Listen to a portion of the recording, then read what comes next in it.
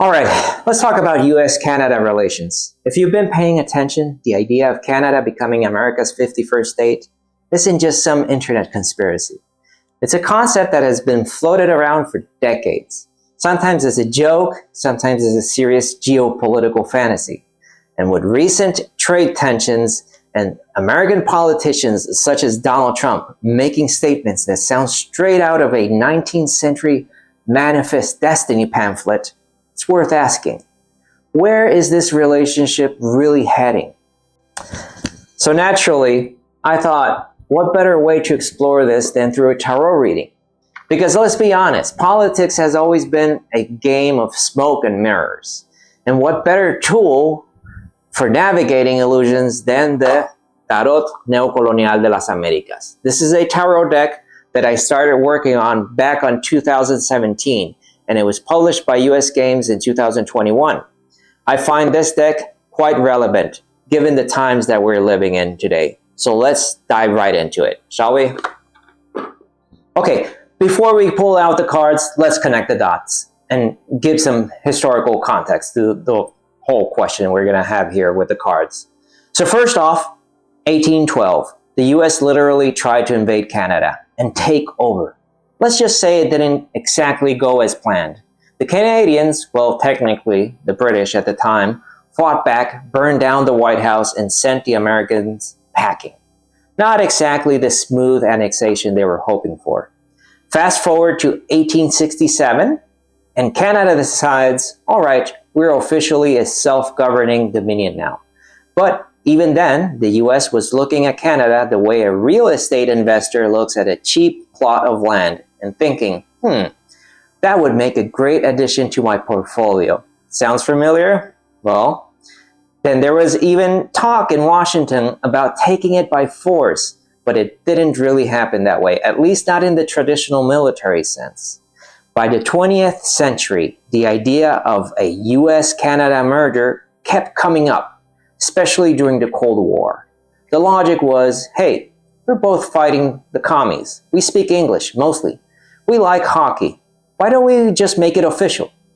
There were even political proposals and economic theories about merging the two countries. But Canada wasn't exactly on board with the idea of trading its government for McDonald's coupons. Then came NAFTA in the 90s, later renamed USMCA, because Trump didn't like the original name. And suddenly, Canada was even more intertwined with the US economy. At this point, Canada is basically America's economic sidekick, whether it likes it or not. Sure, it has its own government, but when the US sneezes, Canada catches a cold. But here's the thing, politicians in the US are still tossing around the idea of absorbing Canada, whether it's through trade policies, economic leverage, or just outright buying it, just like Greenland or something. And while that might sound ridiculous, history tells us that the ridiculous things have a way of creeping into reality. So the real question here isn't if the US will expand its influence over Canada. It already has. The question is, what comes next? All right, let's see what the cards have to say. And I'm going to break them into, this time, 5 groups. Because why not? We'll have a more rich, detailed reading this way. Let's see what the cards have to say about this question. What comes next for the US-Canada relations? Nueve de Bastos, or 9 of Wands. That's the first card. Interesting. Caballero de Copas, Knight of Cups. Wow, this is the same card that keeps showing up in every reading I do. For some reason, he always wants to show up. George Washington. Caballero de Oros, Knight of Coins. The Ace of Wands, As de Bastos. And finally, we get the Magician. That's the only major arcana here that we get. Let's interpret these cards. All right. So we've got the Nine of Wands, the Knight of Cups, the Knight of Coins, the Ace of Wands, and the Magician. This is a fascinating spread, one that speaks of resistance, economic plays, resource exploitation, and most interestingly, the manipulation of perception. So let's break it down. Let's start with the first card, which represents the past. This is the Nine of Wands. Chief Seattle's warning and the fight of sovereignty. Right off the bat, this card speaks to Canada's long-standing resistance against U.S. influence. Chief Seattle's presence here is poetic. His warning about land, environmental destruction, and the fragile balance of power echoes the way Canada has historically positioned itself as a nation that defends its resources and sovereignty, rather than handing them over freely. But look at the scene. Look closely. The forest has been replaced by electric poles. That's the United States' favorite way to take over, not through war, but through slow, systematic control of land, industry, and natural resources. The US doesn't need to invade anymore when it can just buy out industries, push economic agreements, and slowly reshape the landscape, both literally and politically. So what's the takeaway here? Canada has been through this before. This battle isn't new. And while there's still resilience, there's also a history of compromise. Now, moving on to the second card, which represents the present. The Knight of Cups. This is the illusion of friendship. Now here's where things get tricky. The Knight of Cups is a classic friendly messenger who might not be so friendly after all. This character that I represented here is Juan Ponce de Leon, looking for the fountain of youth, chasing something that sounds too good to be true. This suggests that there are offers on the table right now between the US and Canada that appear attractive on the surface. Trade deals, economic partnerships, maybe even promises of protection and stability. But the Knight of Cups doesn't see the deception coming. Could this mean Canada is being seduced by false promises? Or is this a card talking about American politicians selling an illusion to their own people, promoting ideas like annexation, economic dependency, or buying up Canada's resources as if it were a business deal rather than a sovereign nation? Either way, there's a naivete here that could lead to a serious wake-up call. Someone is buying into a fantasy, but history tells us that these fantasies don't end up well. Number 3, the hidden influence. This is the Knight of Coins, capital, and the American agenda. So, here it is. A true driving force behind the relationship. Money, capitalism, and expansionism. This card with George Washington flashing "In Capital We Trust" in the sky is practically screaming that the US influence over Canada is, at its core, about financial control. It's not about unity, culture, or political ideals. It's about who controls the land, the oil, the water, and the markets. Washington himself, as a revolutionary hero, yes, but this version of him, set against the backdrop of consumerism, overindulgence, and in a decaying empire, tells us that the US isn't exactly playing the role of noble leader here. And the fact that this card keeps showing up in readings involving Donald Trump, well, let's just say American leadership has been increasingly transactional, treating diplomacy like a business deal rather than a partnership.